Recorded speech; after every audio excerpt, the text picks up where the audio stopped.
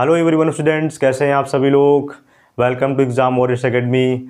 तो बच्चों, आज हम लोग पढ़ने वाले हैं रीजनिंग क्यों पढ़ना है। देखिए, आपने जो फॉर्म भरा होगा कंपटीशन का, उसमें आपका रीजनिंग का, हिंदी का, मैथ्स का, सोशल साइंस का अलग अलग सब्जेक्ट का आपका एग्ज़ाम होने वाला है।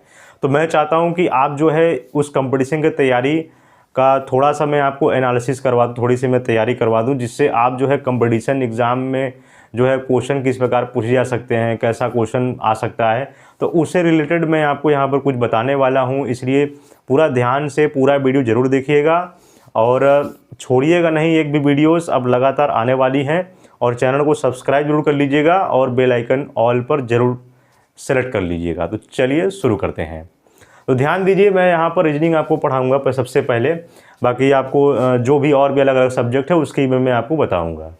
तो पहले देखिए, रीजनिंग जो हम लोगों का है वो 3 टाइप्स के होते हैं। रीजनिंग जो है वो वर्बल, नॉन वर्बल और एनालिटिकल, मतलब भाषिक, अभाषिक और विश्लेषणात्मक।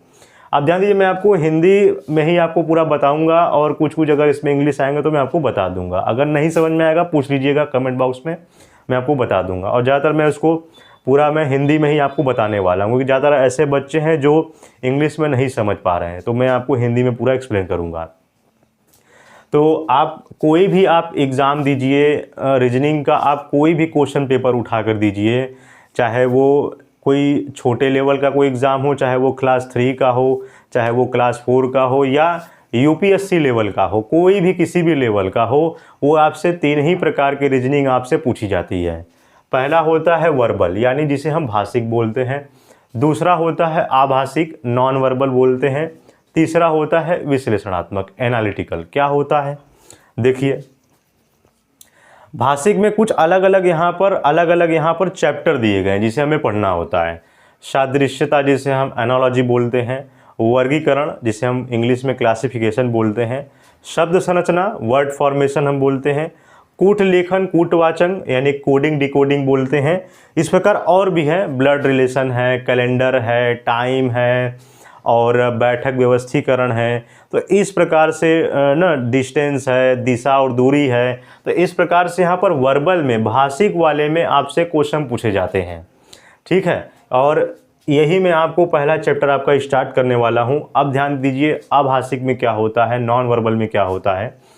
जो आप लोगों ने ये चैप्टर जो आप पढ़ोगे, सादृश्यता, वर्गीकरण, शब्द संरचना, यही सारे चैप्टर आपको इमेज के फॉर्म में पढ़ना है। आपको कोई चित्र दिया जाएगा, उसमें आपको बताना पड़ेगा। जैसे यहाँ पर देखिए, एक यहाँ पर स्क्वायर है, स्क्वायर के अंदर ट्रायंगल है, फिर यहाँ पर ट्रायंगल के अंदर स्क्वायर है, फिर यहाँ पर सर्कल के अंदर स्क्वायर है, तो इसके बाद क्या आएगा। तो ये इस प्रकार का क्वेश्चन आपसे पूछ जाता है, जिसे हम एनालॉजी बोलते हैं। अब इसके बाद सेम वही चीज़ यहाँ पर वर्गीकरण है, शब्द संरचना है, श्रृंखला है, एक्सेट्रा। इस प्रकार ढेर सारे आपको देखने को मिल जाएंगे।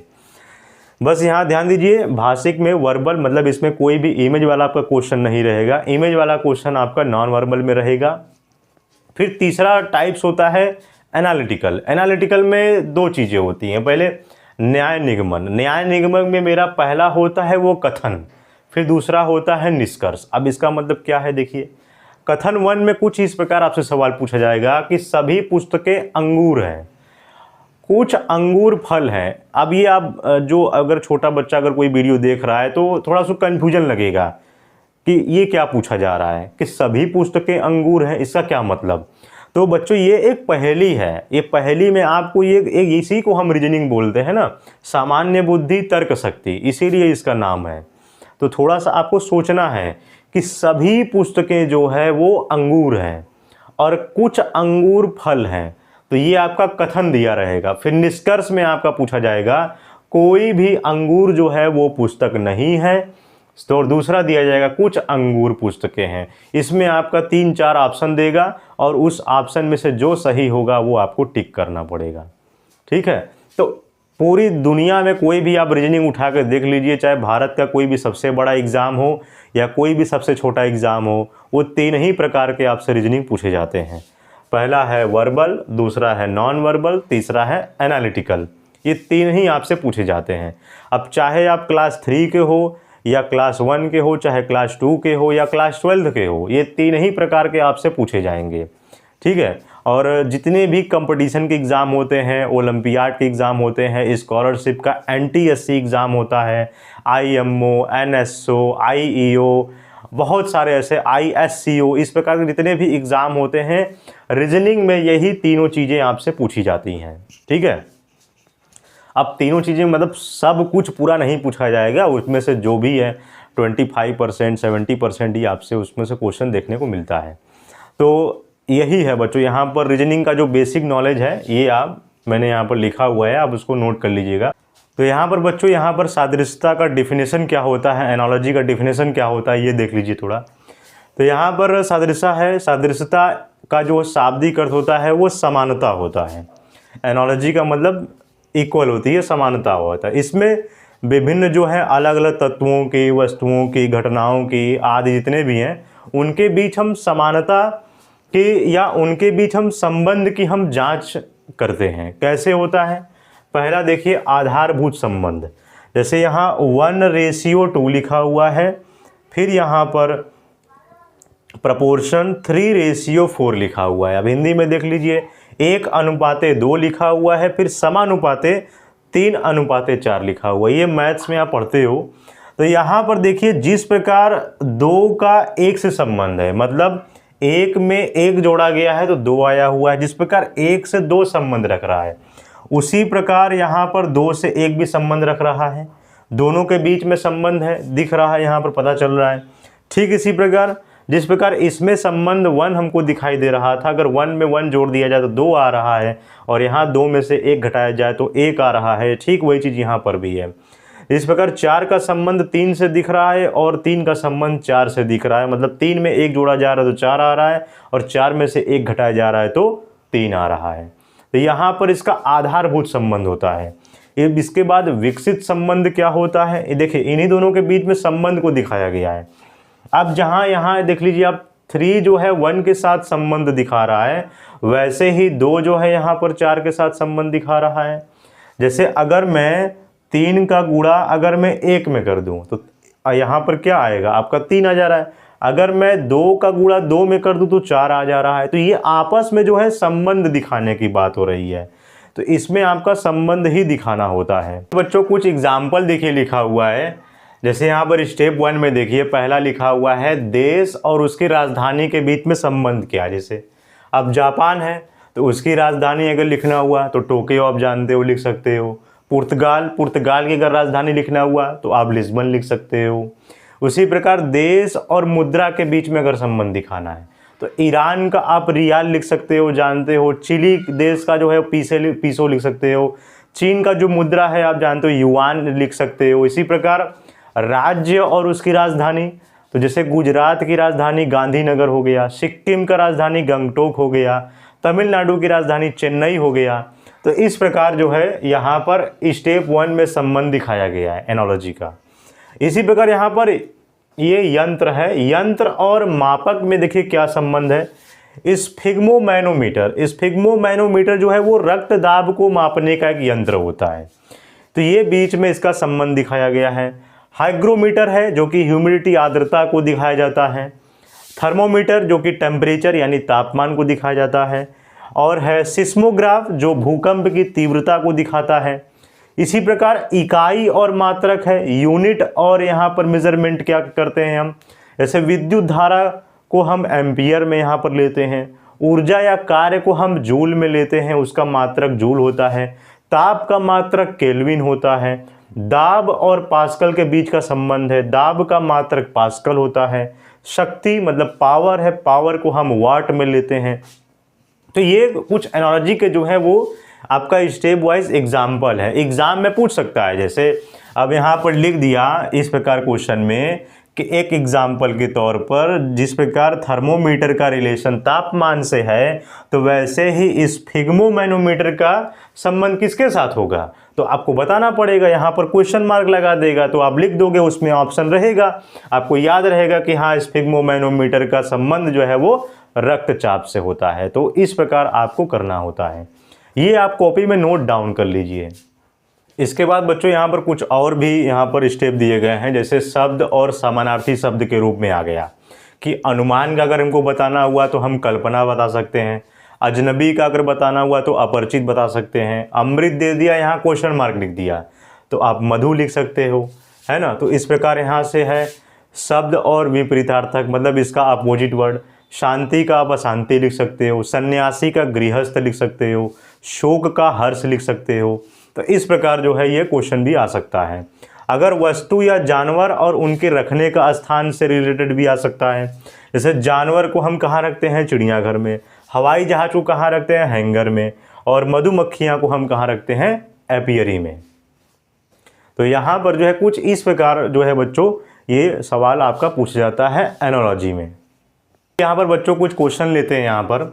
जिस प्रकार आप देख रहे हो कि क्वेश्चन पहला पूछा गया है, ऑस्ट्रेलिया जो है वो कैनबरा से संबंधित है, मतलब यहाँ पर एक देश है उसकी राजधानी है। तो उसी प्रकार नेपाल का तब राजधानी क्या होगा, क्वेश्चन मार्क है। ये आपसे बताइए क्या होगा, इसमें से आप ऑप्शन बताइए।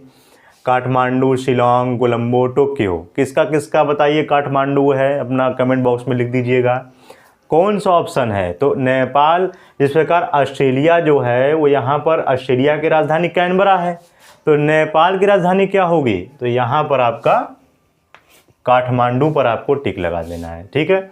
अब आपको एग्जाम में आपको सर्कल करना पड़ेगा तो आप उस तरह से आप करोगे। अब दूसरा क्वेश्चन पूछा गया है, जिस प्रकार समय को हम सेकंड में मापते हैं तो वैसे ही आवृत्ति को किस में मापा जाएगा, क्वेश्चन मार्क। यहाँ देखिए समय का संबंध दिखाया गया है सेकंड से, तो आवृत्ति का संबंध किससे दिखाया जाएगा, तो यहाँ पर आप ए यानी हर्ट्ज पर आप टिक लगा दीजिएगा। फिर उसके बाद मवेशी जो है वो झुंड से संबंधित है, यानी मवेशी है जो बहुत सारे जानवर हो सकते हैं वो झुंड से संबंधित है, मतलब बहुत सारे मवेशी। तो खिलाड़ी का किससे संबंध होगा, टीम से होगा कि टूर्नामेंट्स में होगा कि गैंग से होगा कि मेडल से होगा, किससे होगा, तो बताइए आप। जैसे यहाँ मवेशी है, कोई जानवर है, अगर वो बहुत सारा जानवर हो गया तो झुंड हो गया। तो वैसे खिलाड़ी हैं तो बहुत सारे खिलाड़ी हो गए तो क्या बन जाते हैं, वो टीम हो जाता है। तो यहाँ टीम पर आपको टिक कर देना है।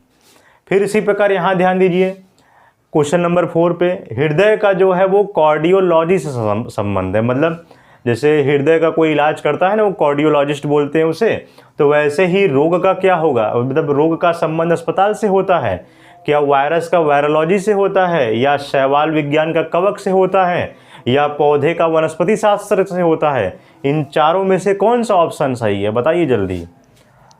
तो जिस प्रकार हृदय जो है यहाँ पर एक कार्डियोलॉजिस्ट जो है वो एक यहाँ पर सही करता है, तो वैसे ही हृदय का कार्डियोलॉजी है तो वैसे ही वायरस का वायरोलॉजी इसका हो जाएगा। तो बी पर जो है आप सही का टिक लगा लीजिएगा। तो इस प्रकार जो है बच्चों ये क्वेश्चन मतलब आता है, बहुत आसान है, आपको देखने में आसान लग रहे हैं, लेकिन ये जो है ये सब सारे सवाल पूछे मतलब प्रीवियस ईयर क्वेश्चन में पूछा जा चुका है। जैसे यदि आप कोई एसएससी का एग्ज़ाम देते हो, पुलिस का एग्ज़ाम देते हो, तो इसमें ये सारे सवाल आते हैं रीजनिंग में। कितना इजी क्वेश्चन है, बस आपको थोड़ा याद रखना, इन चीज़ों को भूलना नहीं है। इसको आप सब नोट डाउन कर लीजिए। बस मैं आपको कॉन्सेप्ट को समझा रहा हूँ, ताकि कॉन्सेप्ट को आप समझे रहोगे तो जो है अब उससे रिलेटेड जो भी क्वेश्चन आएगा आप उसको कर सकते हो, तो उसको आप नोट डाउन कर लीजिए। तो बच्चों आपका ये जो है कुछ होमवर्क है, आप इसको कर लीजिएगा। जैसे यहाँ पर क्वेश्चन पूछा गया है कि उस विकल्प को ज्ञात करें जो दिए गए समूह या वर्ग का सदस्य है। पहला क्वेश्चन पूछा है ताला है, रोक है, कसा हुआ है, तो इनमें से क्या जो है ये वर्ड सूट करेगा उस सेंटेंस को या उस वर्ड को। जैसे खुला है या खिड़की है या बंद है या द्वार है, तो क्या होगा, इसमें से आपको सही टिक लगाना है। दूसरा क्वेश्चन पूछा है यहाँ पर सांप है, छिपकली है, मगरमच्छ है, तो इनमें से कौन सा सही होगा कि ये सरीसृप है, मतलब या तो रेप्टाइल्स हैं या स्तनधारी हैं या सर्वाहारी हैं या हिरण है, इनमें से कौन सा सही होगा।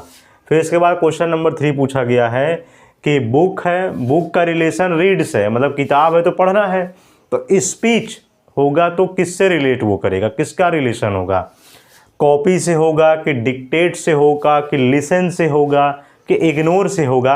ये आपको होमवर्क में टिक करके लाना है। और अभी के लिए बच्चों इतना ही वीडियो को रखते हैं, और आगे भी हम लोग अभी पढ़ेंगे। इसके बाद हम लोग रिलेशन पढ़ेंगे नंबरों के बीच में, अल्फ़ाबेट के बीच में जो ABCD पूरा उसका रिलेशन निकालेंगे। फिर 1 2 3 जितने भी टेबल हो गया, पूरा काउंटिंग नंबर, सबका हमको रिलेशन अभी बताना है। और ये इसके बाद इसी का एनालॉजी का ही वो पार्ट है। तो बच्चों बस इतना ही रखते हैं वीडियो को, मिलते हैं नेक्स्ट वीडियो में। और हाँ, चैनल पर नए हैं तो सब्सक्राइब जरूर कर लीजिएगा। मिलते हैं नेक्स्ट वीडियो में। जय हिंद, जय भारत।